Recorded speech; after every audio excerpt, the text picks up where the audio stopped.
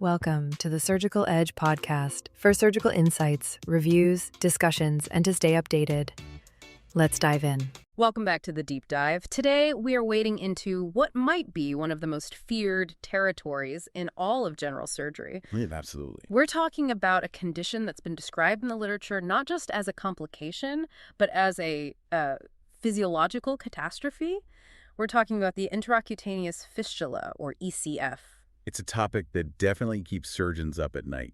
It's one of those things that doesn't just threaten a patient's life, it fundamentally challenges a surgeon's resolve. It's messy. It's messy, it's complex, and involves the abdominal wall, the gut, and frankly, the patient's entire physiological state. And looking at the research you've pulled, it's not hard to see why. The statistics are, well, they're sobering. We're looking at a condition where mortality ranges from 6% to 33%. Even in modern hospitals. Even now. That's a staggering number for a complication in the 21st century. It is. And the grim reality is that patients usually aren't dying from the hole in the bowel itself. They're dying from the fallout. Sepsis, malnutrition, electrolyte collapse. It really tests a medical team's patience and skill like almost nothing else. It's a marathon, not a sprint. Yeah, it's the perfect way to put it. Okay, let's unpack this marathon. But before we get into the weeds of SNAP protocols and surgical timing, I do need to make a very specific disclaimer. This deep dive is for reference and educational purposes only. Yes. We're going through the literature and the data, but if you're a clinician listening to this, you absolutely must follow your local guidelines and clinical protocols. Please. That is so important. Don't operate based on a podcast. These are incredibly nuanced cases. So our mission today is to take this massive topic and break it down into manageable pieces. We want to understand the classification systems, unpack the management frameworks, specifically SNAP and SOWATS, and we really need to talk about that danger zone for timing. That timing piece is critical. It's often the difference between success and a disaster. Let's start with just defining the beast. What exactly are we dealing with here? We know it's an abnormal connection between the GI tract and the skin, but where do they come from? Is it just bad luck? Sometimes, but, usually not. The hard truth in the literature is that about 75% to 85% of these are post-operative. Wow. That means they happen after, say, an anastomotic leak, maybe an unrecognized injury to the bowel during a tough dissection, an enterotomy, or when an open abdomen breaks down. So in the vast majority of cases, this is iatrogenic. It's a complication of surgery itself. That must be a heavy burden. It is. There's an old saying that the fistula is the surgeon's fault until proven otherwise. Now, there are other causes, Crohn's, malignancy, radiation, trauma, but mostly we're looking at a post-surgical problem. Okay, now in the notes, I see we categorize these into the 3 different buckets: anatomical origin, output, and etiology. Why does the anatomy matter so much? I mean, a hole is a hole, right? Not at all. Not at all. Location dictates the physiology. If you have a proximal fistula, say, from the stomach, duodenum, or high up in the jejunum, you're losing massive amounts of fluid and electrolytes. Right, because that's where all the digestive juices are. Exactly. You're losing gastric acid, bile, pancreatic enzymes. It's a metabolic nightmare. You get hypovolemia, rapid dehydration, severe electrolyte crashes. Okay, so what about a distal one? Whereas if you have a distal fistula from the ileum or the colon, the fluid loss might be less, but now you're dealing with fecal contamination. So proximal is a fluid crisis and distal is a sepsis crisis. Precisely. Distal fistulas mean a higher bacterial load, so you're looking at abscess formation and serious wound care issues. That makes sense. And that leads directly into the second bucket, output.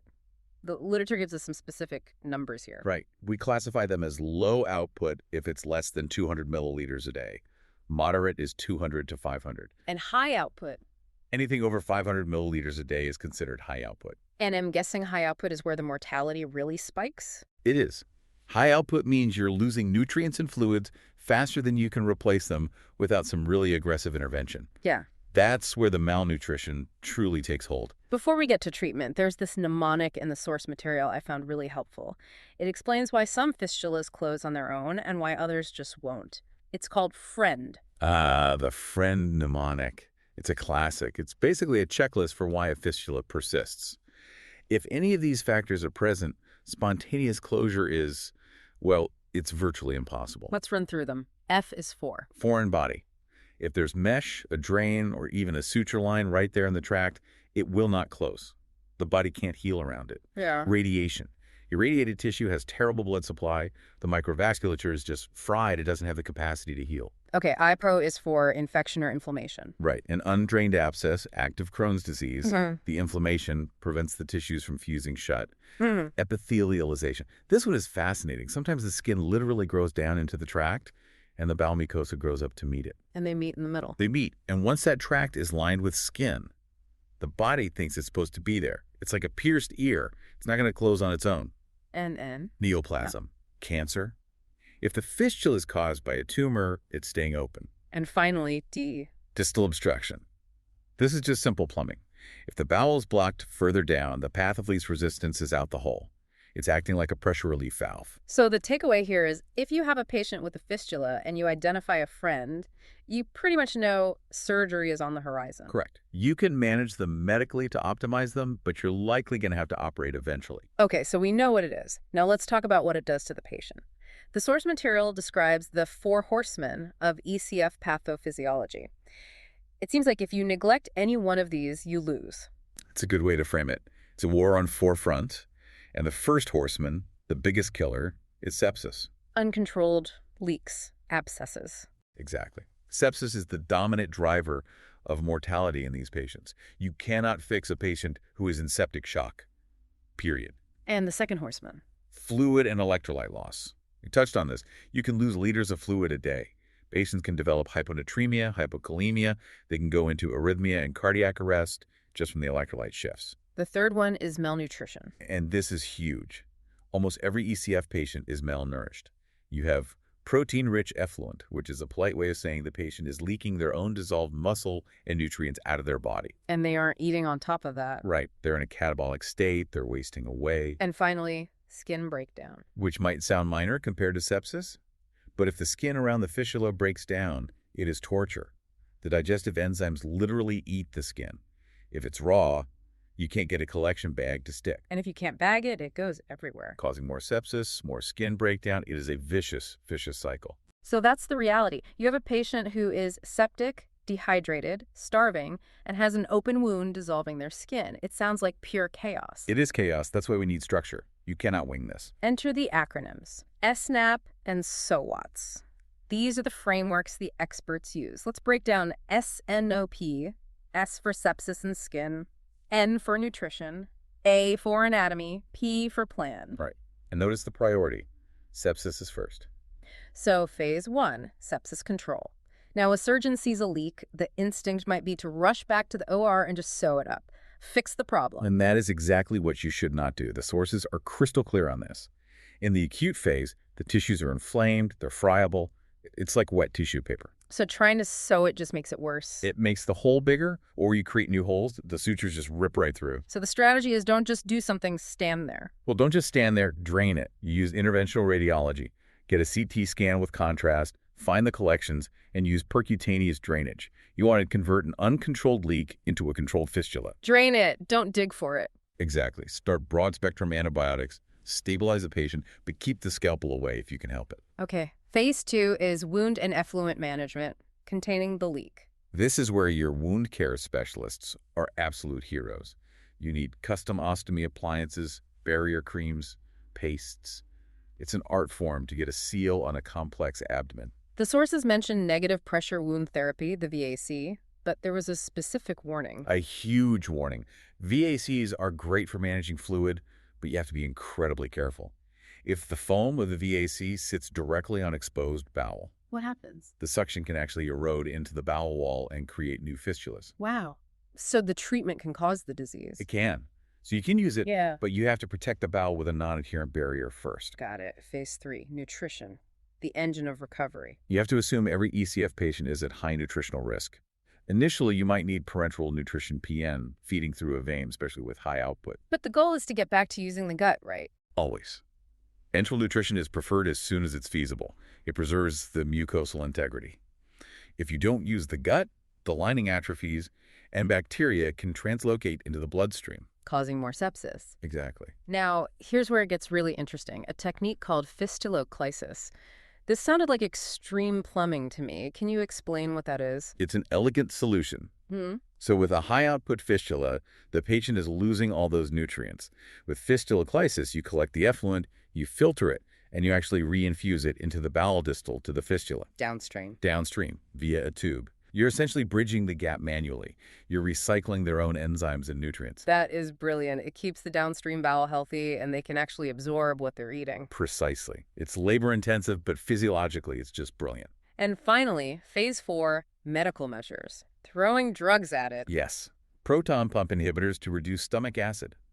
Antimotility agents like loperamide to slow the gut down. And sometimes drugs like somatostatin or octreotide. Do those actually help close the hole?